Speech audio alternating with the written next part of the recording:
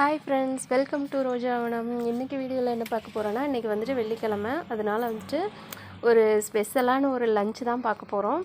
அது வந்து என்னென்னா குஸ்கா சாப்பாடும் ஒரு முட்டை உருளைக்கிழங்கு போட்ட குருமாவும் தான். இப்போ வந்து குஸ்கா சாப்பாட்டுக்கு தேவையானதை பார்க்கலாம்.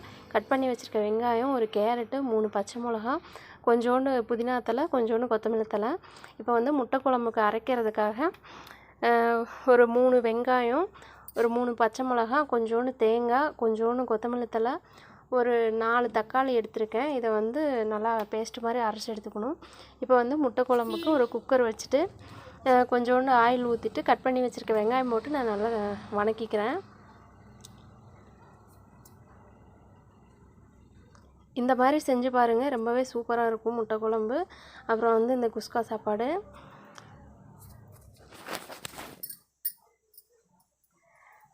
அப்புறம் இன்னொரு அடுப்பில் வந்துட்டு நான் குக்கர் வச்சு குஸ்கா சாப்பாடுக்கு தாளித்து வீட்டுக்கு போகிறேன். அதுக்கு வந்துட்டு குக்கரை வச்சு எண்ணெய் ஊற்றி பட்டை, கிராம்பு, ஒரு ஏலக்காய் போட்டு தாளிச்சிக்கிறேன். கட் பண்ணி வச்சுருக்க வெங்காயம், கேரட்டு, பச்சை மிளகாய் எல்லாம் போட்டு வதக்கிக்கிறேன்.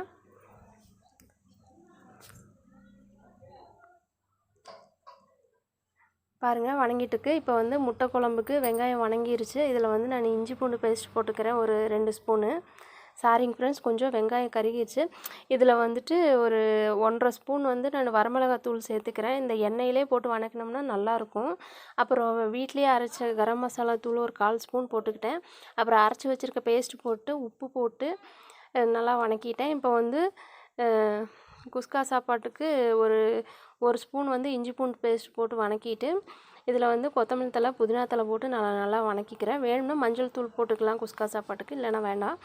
இப்போ பாருங்கள், இந்த குழம்புக்கு வந்துட்டு வேக வச்சுருக்க முட்டை, கட் பண்ணி வச்சுருக்க உருளைக்கிழங்கு போட்டு தேவையான அளவு தண்ணி ஊற்றிக்கிட்டு உப்பெல்லாம் சரியாக இருக்குதான்னு பார்த்துட்டு இதை வந்து நான் மூடி வச்சுக்க போகிறேன். இது நல்லா வேகட்டும் கிழங்கு, அதுக்காக. இப்போ வந்து குஸ்கா சாப்பாட்டுக்கு பாருங்கள், இஞ்சி பூண்டு பேஸ்ட் போட்டு நல்லா வதங்கிடுச்சு. இப்போ வந்துட்டு அரிசிக்கு தேவையான அளவு நான் தண்ணி ஊற்றிக்க போகிறேன்.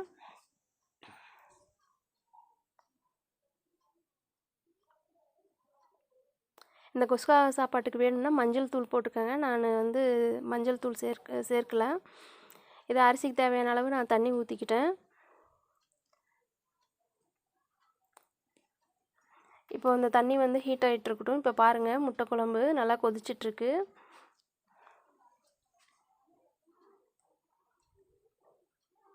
இப்போ அரிசி போட்டு நான் மூடி வச்சிட்டேன். இப்போ பாருங்கள், குஸ்கா சாப்பாடு சூப்பராக ரெடி ஆயிடுச்சு. முட்டை குழம்பும் ரெடி ஆயிடுச்சு.